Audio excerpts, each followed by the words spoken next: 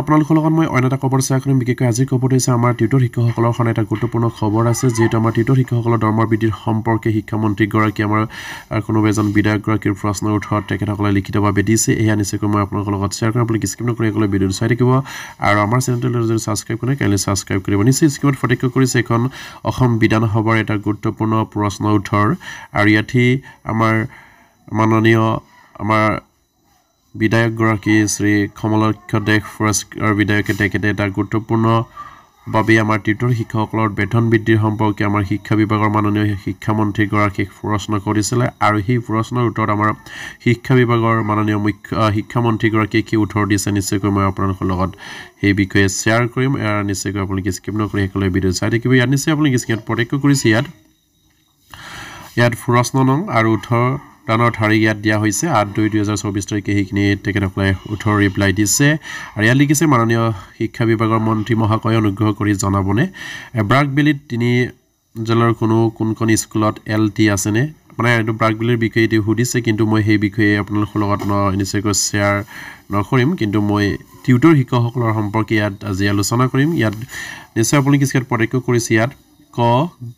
গ মানে গ 3 নম্বৰ দিয়া আছে টিউটৰ পদক্ষেপ টিউটৰ পদে শিক্ষকৰ বেতন বৃদ্ধিৰ কোনো পৰিকল্পনা চৰকাৰে কৰিছে নেকি আমাৰ টিউটৰ শিক্ষকসকলৰ বেতন বৃদ্ধিৰ সম্পৰ্কে আমাৰ চৰকাৰে কিবা পদক্ষেপ লৈছে নি সেই সূত্ৰত মাননীয় শিক্ষামন্ত্ৰীগৰাকীয়ে কি উত্তৰ দিছে নিশ্চয় আপোনালোকে স্ক্ৰীনত প্ৰত্যক্ষ কৰিছে ইয়াত উত্তৰ গ নম্বৰ দিছে the Assam educational provincialise of service teacher of reorganization educational institution act 2017 8 নং দফা মতে যিসকল টিউটৰসকলে সফলতাৰে 2 বছৰ কাৰ্য সম্পন্ন কৰিছে তেখেতসকলৰ বিদ্যালয়খনৰ মুৰব্বীজনে প্ৰমাণপত্ৰৰ ভিত্তিত মাহিলী পৰিটোকি বৃদ্ধিৰ ব্যৱস্থা কৰা হ'ব এয়া খুবেই এটা দুখজনক খবৰ আমাৰ টিউটৰ শিক্ষকসকলৰ কাৰণে মানে আমাৰ যিখিনি 2017 চনৰ প্ৰভিন্সিয়েলাইজৰ যিখিনি আইনৰ একমতে 8.3 নং দফাত যিটো উল্লেখ আছে যে টিউটৰসকলৰ 2 বছৰ সম্পূৰ্ণভাৱে যদি কাৰ্য সম্পন্ন কৰাৰ পাছত মানে 2 বছৰ টিউটৰ হিচাপে তেখেতসকলে কাৰ্য কৰাৰ পাছত আমাৰ যিখন বিদ্যালয়ত সেই টিউটৰগৰাকী কৰ্মকৰ্তা সেই বিদ্যালয়ৰ মুৰব্বীজনে তেখেতসকলক এটা প্ৰমাণপত্ৰ দিব তেখেতসকলৰ যিখিনি কাৰ্য কৰিছে সেই 2 বছৰত তেখেতসকলে কি ধৰণৰ কাৰ্য কৰিলে বা তেখেতসকলে কি ধৰণৰ শিক্ষাদান কৰিলে সেই ভিত্তিত সেই বিদ্যালয়খনৰ মুৰব্বীজনে এখন প্ৰমাণপত্ৰ দিব আৰু সেই প্ৰমাণপত্ৰৰ ভিত্তিত আমাৰ মাহিলী যিখিনি পৰিটোকি বৃদ্ধিৰ ব্যৱস্থা কৰা হ'ব বুলি ইয়াত উল্লেখ কৰিছে খুব এটা দুখজনক খবৰ যিটো আমাৰ টিউটৰ শিক্ষকসকলক এনেকৈ এটা পদত অসম চৰকাৰ ৰাখিছে যিটো পদত আমাৰ কোনো মান সন্মানটো নাই এই বেতনৰ বৃদ্ধিৰ কোনো নিশ্চয়তাও নাই হেয়া নিশ্চয়কৈ আপোনালোকে ধৰিব পাৰিছে আমাৰ বিধায়কগৰাকীৰ প্ৰশ্নৰ উত্তৰত আমাৰ শিক্ষামন্ত্ৰীগৰাকীয়ে কি ধৰণে উত্তৰ ৰিপ্লাই দিছে হেয়া খুবেই এটা দুখজনক খবৰ আমাৰ টিউটৰ শিক্ষকসকলৰ কাৰণে আৰু কিহৰ কাৰণে আমাৰ টিউটৰ শিক্ষকসকলক ইমান হেন চকুৰে অসম চৰকাৰ চাইছে ইয়াক হ'ব পৰা নাই আৰু সেই মাননীয় মুখ্যমন্ত্ৰীৰ তেতিয়াৰ শিক্ষামন্ত্ৰী আছিল তেখেতে নিযুক্তিৰ সময়ত শিক্ষকসকলৰ যিখিনি মিঠা মাতেৰে আমাৰ শিক্ষকৰ আমাৰ টিউটৰসকলক যিখিনি মন বুলাই তেখেতসকলে ভাষণ প্ৰদান কৰিছিলে সেই ভাষণত তেখেতসকলে যি ধৰণে কথাবিলাক কৈছিলে সেই ধৰণে কিন্তু কাৰ্যত হোৱা নাই সেই আমাৰ টিউটৰ শিক্ষকসকলৰ কোনফালে গতি কৰিছে আমাৰ টিউটৰ ছাৰ বাইদেউসকলে নিজে এটা অনুমান কৰক আৰু সেই কাৰণে মই প্ৰত্যেকগৰাকী টিউটৰ ছাৰ বাইদেউসকলক অনুৰোধ কৰি থাকোঁ মোৰ ভিডিঅ'বিলাকত বিশেষকৈ আমাৰ চেণ্ট্ৰেল কমিটিৰ বিষয়ববীয়াসকলক মই অনুৰোধ কৰোঁ আপোনালোকে এনেধৰণৰ এটা পদক্ষেপ লওক যিটো পদক্ষেপৰ জৰিয়তে আমাৰ টিউটৰ শিক্ষকসকলৰ সমস্যাখিনি উদ্ধাৰ হ'ব পাৰে সেয়া নিশ্চয়কৈ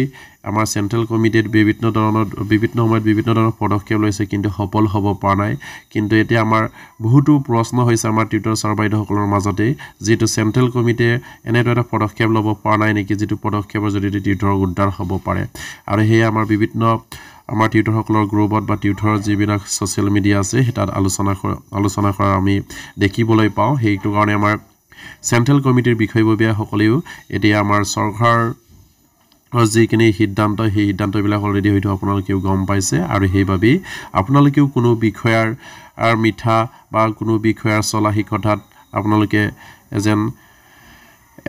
মন নিদি আমাৰ টিউটৰ শিক্ষকসকলৰ সমস্যাটো কিদৰে কৰিলে বা কিদৰে আমাৰ সমস্যাটো কি ধৰণৰ এটা কাৰ্যকাৰী কৰিলে আমাৰ সমস্যাটো সমাধান হ'ব পাৰে হেয়া নিশ্চয়কৈ আপোনালোকে ভাবি চিন্তি কৰক সেই আশা কৰিম যিহেতু আমাৰ টিউটৰ শিক্ষকসকলৰ উদ্ধাৰ হকে আপোনালোকক আমাৰ টিউটৰ শিক্ষকসকলে আশাৰ বাট চাই থাকে কিন্তু এতিয়ালৈকে কোনো পজিটিভ খবৰ আমাৰ কাৰণে নোলায় কাৰণ অলৰেডি আমাৰ টিউটৰ শিক্ষকসকল 3 বছৰ সম্পূৰ্ণ কাৰ্যকাল পাৰ হ'ল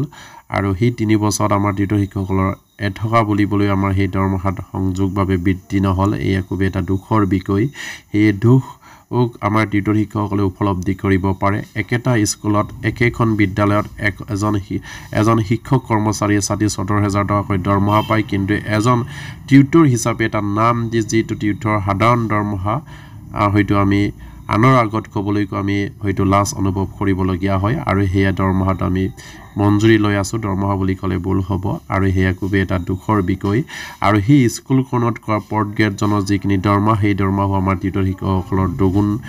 হেয়া নিশ্চয়কৈ আমাৰ টিউটৰ শিক্ষকসকলৰ কাৰণে এটা ভাবিবলগীয়া কথা আৰু সেইবাবেই আমাৰ টিউটৰ শিক্ষকসকলে যাতে নেকি